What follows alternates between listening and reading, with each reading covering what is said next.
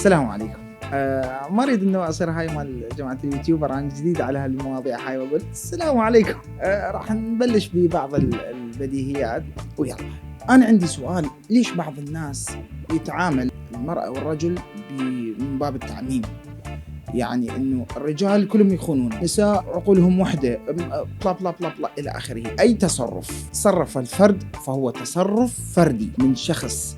اذا خان فهذا شخص سيء، اذا امرأة اساءت التصرف او رجل اساء التصرف فهذا اساء تصرف فرد يتحمله هو، ما يتحمل الكل. يعني اعتقد انه هي واضحة وبديهية. انا عندي اكو فديتي استفهامية صغيرة.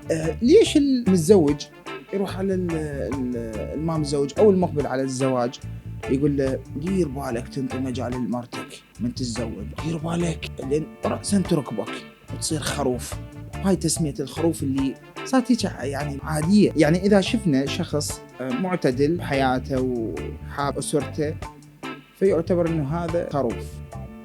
وهاي مسألة الخدوعين هي حياته، شو ما يديرها. فإذا أنت تمشي حياتك بالخدوعين فأنت تمشي حياتك بالخدوعين، لا تفرض على الآخرين نهائيا. أكو بعض البنات تقيم نفسها على أساس المهر، إذا كان عالي فهي واو، إذا كان قليل فهذا الرجل ما مشتريني. هاي المقاييس المسطرة اللي قاعد يقيس نفسها بي، هاي مشكلة، هاي تضر نفسها وتضر ممكن مستقبلها. لأن اللي يدفع هذا المقدم أو المؤخر، هذا الرقم اللي أنت طلبتيه، ممكن إنه هو عنده هاي الإمكانية وممكن هو يدفعها بالمؤخر ويطلق عادي إذا هو عنده فلوس. فهذا مو مقياس نهائيا. المقياس الأساسي، المسطرة اللي نقيس عليها، هي أخلاقياته، مبادئه، شلون يفكر، شلون يدير حياته، طموحه، أفكار المستقبل. هذه هي المقياس. لكن المقياس إنه إيش قد يدفع، فهذه قلة وعي من حضرتك ومن العائلة بصورة عامة. خلينا نجمع.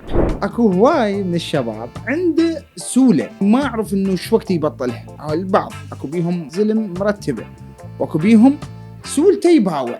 يعني إذا فاتت عائلة بنية شيء يباوع ويشخص همية. يعني زين هنا خلينا نتخيل، نجي هنا أنا وياكم ونتخيل إذا أنت طالع أنت وزوجتك وأنت باوعت على بنية، وهاي البنية زوجها باوع على زوجتك، الشرقي اللي بداخلك راح يثور طبعا أكيد. لكن إذا أنت تباوع وتشخص فهاي عادي، شيء بيناتنا، لا تباوع، خلي الناس تعيش، أنت حر ما لم تضر. بما أنه إحنا فتنا بموضوع الزواج وتفاصيله، موضوع الخلفة والاستعجال بالخلفة وكثرة الخلفة هم يعني فدوة. لا تستعجل بالخلفة نهائيا. أنت تزوجت لازم تشوف حياتك راح تستقر أو ما راح تستقر، راح تتوالم ويا الطرف الثاني أو ما تتوالم. لأن حياتك بالعلاقة إذا كانت زواجك عن علاقة يختلف عن من أنه أنت كنت خاطب، يختلف عن من أنت متزوج. اهدأ ولا تستعجل. أكو بعض النساء من تتزوج أنه خلاص تفلت الأمور من يديها وما تهتم بنفسها. صح أنه أكو انشغالات وأكو حياة جديدة وإلى آخره، أدري أكو مسؤوليات كثيرة، بس أنه هذا راح يربك العلاقة. صدقوني أنه راح يربك العلاقة بين الطرفين. فأنت حاولي أنه يبقى هذا استمرارية الاهتمام بالنفس، يبقى عن مد، تبقى العلاقة برونقها ضروري.